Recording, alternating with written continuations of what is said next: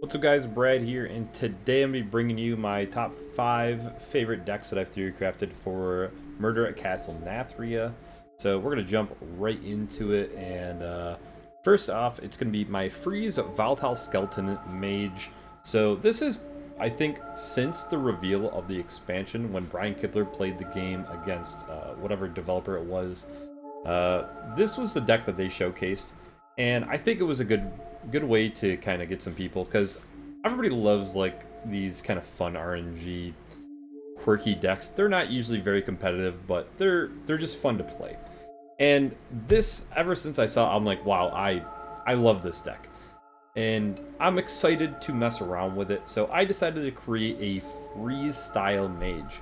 So the reason is I noticed that a lot of the cards that fit into this deck ended up being a frost card. So, for example, like Cold Case is a perfect example, and even Deathborn, right?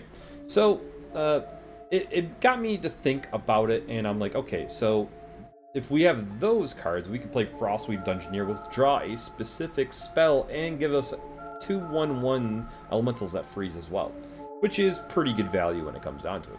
So going over it, Double Flurry makes total sense. We'll go over the frost spells, yes. Solid Alibi, this is essentially our cheaper ice block / ice barrier. Obviously it's not as good, but it's something to stall the game out a little bit. Cold Case, obviously self-explanatory, armor plus 2 volatile skeletons. And then we got Blizzard and Deathborn for our frost spells, right? So pretty easy to, I guess, understand. So the reason we decided to go with only Frost on top of Frostweave Dungeoneer is because we've got cards like Commander Savara, which can give us even more Frost spells to generate even more of the Volatile Skeletons. We have Varden Dawngrass. If we freeze some stuff, we can then deal 4 damage to the board, if necessary. Lady Nazjar, which I never played with before this past week, and I have a newfound respect for this card.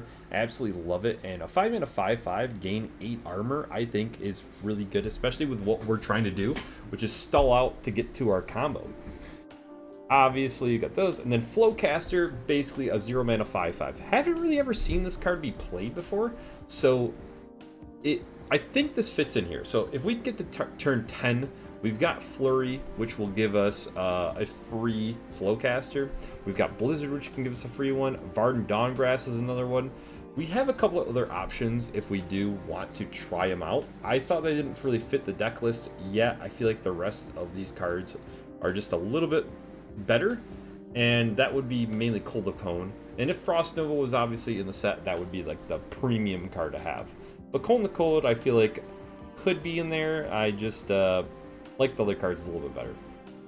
And then, like I said, my big combo here is going to be Kel'Thuzad the Inevitable with our boy Bran Bronzebeard. So, of course, Bran Bronzebeard and Kel'Thuzad the Inevitable is an 11 mana turn. Well, that's why we've got Mailbox Dancer here if we don't go second. So, no matter what, we're going to be trying to get that little combo to go off. And if absolutely worst case scenario we can't do that, we also have Zola the Gorgon to possibly give us a couple more options, stalling out with Lady Nazjar, or maybe we need Commander Savara for a couple more of our Volatile Skeletons. I think it works out pretty well. We also threw in 2 Doomsayers into the deck. So this is the card, as you can see, with a little green revision here. This was the card that I swapped in for the Volatile Skeleton card itself, because that's not a very powerful card on its own, but I feel like the spells are going to generate enough Volatile Skeletons in order to give us a good enough, one-turn kill with our Kel'Thuzad Bran Bronzebeard. I feel like it'd be a little overkill if we just put in 2 more. I don't feel like 2 more is going to make or break the deck. That's my thought. And if it does, well, I'll just swap it in later on. And our final 2 cards is Dispossessed Soul, which the card I feel is one of the most versatil's in the set, especially if you're going to use a location. 4-mana 4/5 and discover a copy of a card in your deck is massive, especially for us doing some combo. If we need a combo piece, this is a way to attempt to try to find it. And then finally, Famished Fool, geez, I said Farmished. Famished Fool, 5-mana 3/5, and potentially drawing 3 cards is massive, especially because we're going to have a lot of minions on the board dying between our Babbling Book. We've got our Frostweave Dungeoneer, just 3 minions right there. We've got all of our, Volatile Skeletons from Night Cloak, Sanctum, Cold Case. Hopefully, Deathborn will generate some, whatnot. Obviously, you get the whole point. It feels like this card should at least be triggered most of the time. And if not, I guess 5 mana 3/5 draw a card is not the worst thing out there. There's definitely been worse cards. I mean, it's basically like the 4 mana 3/5 Tazdingo body, but instead of taunt, draw a card at 5 mana. I don't think that's too bad. Obviously, we do have Azure Drake now in there, which is a 5 mana 4/5 with spell damage, but I'd rather have the chance of attempting to draw 3 cards than just drawing one guaranteed with a little bit of a better body. So yeah, overall, this is the deck. I think it's pretty refined, honestly. I like it a lot for what it does. I would say the cards that could be maybe taken out is Zola. I think that she's maybe one of the weaker cards in the set. In the deck. Possibly Babbling Book, because that's mainly there just to draw some cards. You could throw in maybe Cold the Cone for the Babbling Book, just guaranteed more freeze. Yeah, but overall, I think this is where it lays. We'll see what happens. But next we have our Miracle Weapon Rogue, which is maybe one of my other most excited decks. I think the Freeze Mage is my most excited one. It's probably what I'm playing day 1, but Miracle Weapon Rogue is also another one, because Miracle Rogue is one of my favorite decks. So here we go. Miracle Rogue, pretty self-explanatory. We're just trying to draw a bunch of cards with Gadgetzan Auctioneer on turn 6. Well, not really on turn 6, but on turn 10 probably more so. And lay down a Necrolord Draka, or if we already have the Sinstone Graveyard down, we can play Gadgetzan Auctioneer, draw a whole bunch, and then play our Sinstone Graveyard Big Ghost, right? The other thing too is technically we probably could on turn 6 get our weapon off. So we could play Gadgetzan Auctioneer and have enough coins in hand between Tomb Pillager and our Loan Shark in order to get this to go off. So that's kind of the mentality here. Going over a couple other things, Backstab and Preparation are completely obvious. You've got your Blackwater Cutlass to reduce your spells also by a little bit more, and that early kind of draw to kind of try to find those combo pieces that you maybe need more. Door of Shadows is just another cheapo spell. The Infuse honestly doesn't need to go off. It's nice if it does, but it's not needed. Gone Fishing just to maybe try to find something specific you need. SI Extortion is tradable plus the cheap spell. Cold Blood is mainly what my combo mentality was. It might not be needed as much. So as you can see, I had a couple changes here. And before, my thought was to have a couple like the secret package in here. And I decided to go more Miracle Rogue style afterwards, because I feel like that's a way to get your weapon up higher. And SI Extortion, Cold Blood, I don't know if there's as many targets now. So mainly you want to hit the ghost from Sinstone Grave. You don't hit anything that's stealth that can't really be interacted with. That's my mentality on it. So if something's being cut, it's probably this card. Serrated Bone Spike is probably going to be in every single road deck from now on. Makes sense. Loan Shark with the sketchy information is our main draw point here. Obviously, if we hit Tomb Pillager, that's not bad either. It's just a way to generate some coins. So, but really, the body doesn't even matter. It could be a 3 mana 1/1. That's as much as we care about it.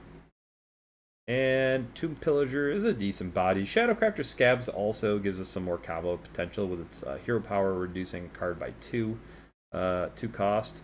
And then on top of that, it gives us 2 4/2 Shadows with Stealth, so that's another option for us with our Cold Blood. And then SI7 Skulker could, hit us something to reduce the cost. Hopefully it doesn't hit Backstab or Preparation. Other than that, it's pretty solid. And then obviously Gadgetzan Auctioneer for our massive, card draw. I'm pretty excited because Gadgetzan Auctioneer is probably top 5 cards for me in the game ever created. I absolutely love the card. But yeah, I think it's pretty exciting. So we'll see how it ends up doing. I'm usually not the best at creating rogue decks off the bat. I usually got to play around the cards. Like in my brain, I can't comprehend them as well. But we'll go on to my big warrior list. Big warrior, I love all the big decks. It's one of my weaknesses is playing anything that's maybe a little bit large. So big paladin was probably one of my favorite decks for like 2 years straight. Like I constantly played big warrior.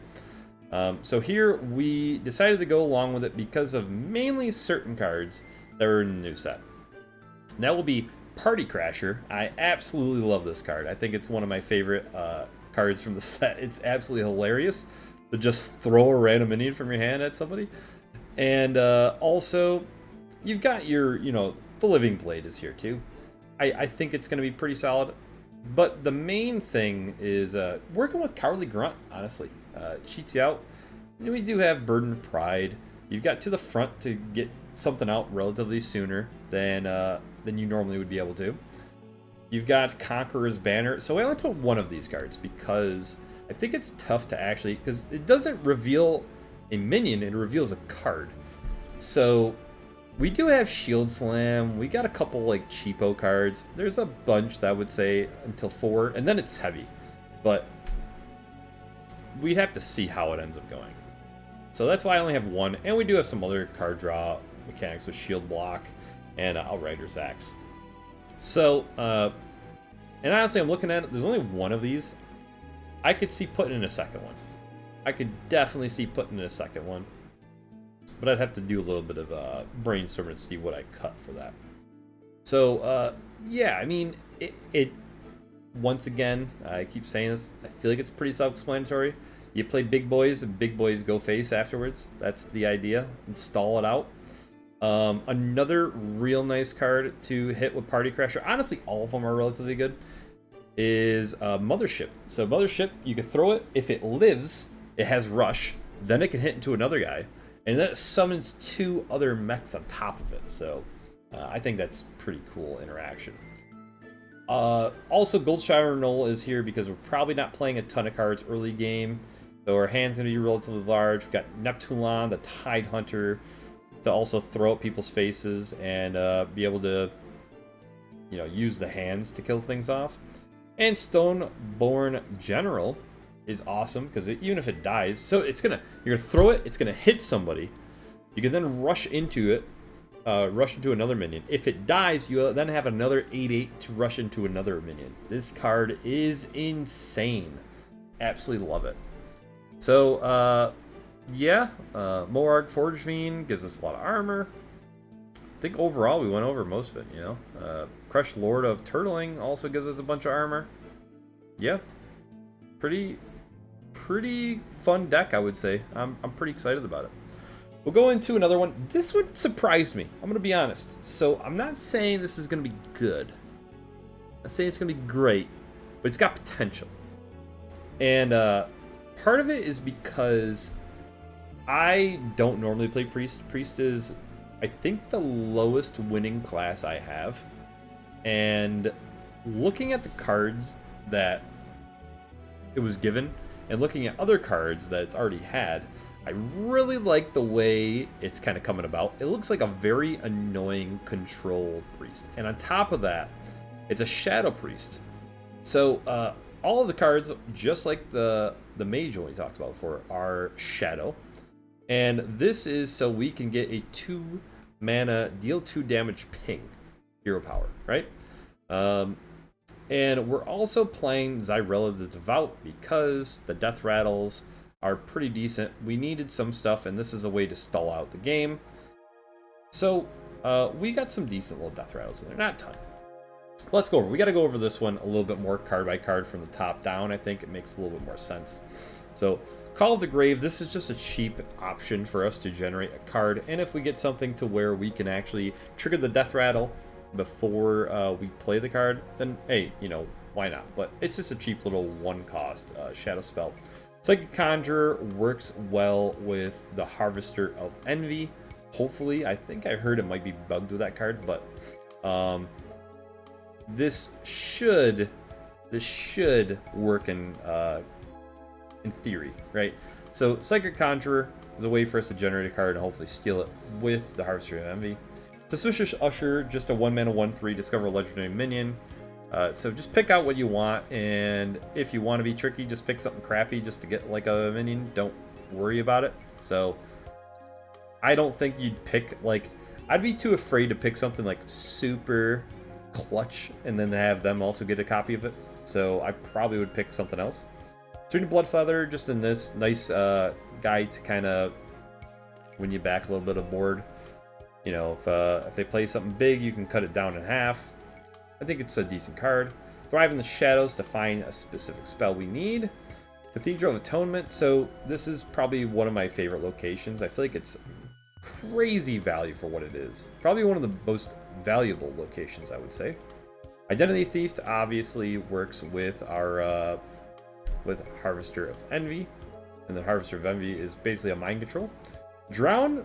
This is huge, I think. Put it at the bottom of your deck, but you're just completely hard removing something for 4 mana and possibly putting it into your deck to play with later on. Partner in Crimes has to be one of the best values for the mana cost.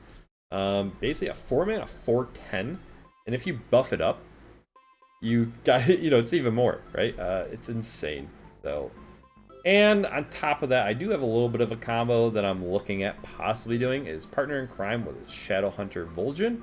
So then you can get a second one to play. I think I might be dreaming a little bit big, but it's an idea.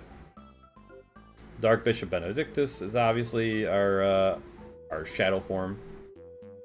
Light Shower Elemental, this is our heal and stall for Zyrella. And Undying Disciple, same thing, just our board clear for us. Then we have Demolition Renovator. This is to get rid of all of the locations, because you know it's going to be real popular early on. Dispossessed Soul, once again, this is one of the most flexible cards, I think, in the set. Litar the Mad Duke. Hey, I feel like there are some cards that maybe wouldn't matter as much for us. So, you know, if you want to throw back something like a Psychic Conjurer to them or a Suspicious Usher, then hey, you let them have it, and then you take their big minion, right? Shadowhunter Vol'jin, as I said, you can swap anything out. I mean, there's tons of options that you can hit. You can hit Dispossessed Soul as well. Demolition Renovator if you really needed. Partner in Crime, like I said. Harvester of Envy if you wanted to like put it back in your hand in case you used it and stayed alive and you don't want to have it risk to be killed. Serena Bloodfeather even. There's some good options. And then our final card is Sin Runner. For our basically 5 mana 6/5 destroy a random enemy minion. I think it's pretty solid. Just a one of, but I think it's interesting. I don't know how good it's going to end up being, but it could be decent. And my final deck that I have is going to be my Secret Hunter. So I was kind of actually struggling to create a deck that worked well with the Wild Seeds, and I decided to throw in the secret package in here because I thought it was cool that a lot of the Wild Seed cards were not Beast. So you can kind of specifically spawn what you want with Pet Collector. So what I did was I just chose any of the good Beasts that have a cool effect or Death Rattle or whatever. And those are the cards that we're going to be pulling. So before we get to those cards, let's go over the secrets in the beginning, and of course, Baddie Guest. So just a solid card, right? Dun Baldar Bunker as a one of to draw some secrets, make them cost 1. Get 3 cards for 2 mana. Definitely not bad. 1 Explosive Trap. I feel like the aggro stuff, and on top of that, what aggro stuff I think we're going to be seeing is Imps, and this doesn't kill the Imps. So I think Explosive Trap's a little bit rough. Freezing Traps, we got 2 of. Ice Traps, we got 2 of. We got 1 Snake Trap to possibly just give us a couple more minions to spawn for the Rat King specifically. We got Spirit Poacher, obviously I think one of the best 2-drops that was printed for the set. Wild Spirits is also amazing, being able to summon 2 of them and making them awaken 1 turn sooner. Spring the Trap to possibly draw and play 2 spells from your deck. Stormpike Battle Ram is one of the beasts I feel like is worth playing because it just makes the rest of your beast cheap and it can attack instantly. So works out pretty well. Arlon, I think it's self-explanatory, which summoning one of each dormant wild seed. Pet Collector, obviously, like I said, hits the Rat King, Stormpike Battle Command, and Sin Runner, once again. And the final hunter one is Beast Stalker Tavish, for us to summon Animal Companions with our hero power and get those 2 improved secrets, so we can actually use our Explosive Trap to kill the 3/3 imps. Finally, we got Anonymous Informant, a free secret. It's not bad for 2/3. Sketchy Stranger, discover another secret from another class. It's not bad. Scuttlebutt Ghoul, 4 mana, 2/5, you control secret, summon a copy of this. So, once again, a 4/10 of stats for Hunter with Taunt. Not bad. I don't think it's that bad. Incinerunner destroys the guys, so I like it. I like it. I don't know how well it's going to do compared to other people. I'm sure a more aggressive style would be a little bit better. Maybe the Quest Hunter, as always. But I always stray away from these super aggro, annoying decks to play against. I always try to come up with something a little bit more unique. But anyways, hope you guys enjoyed. I'll catch you in the next video.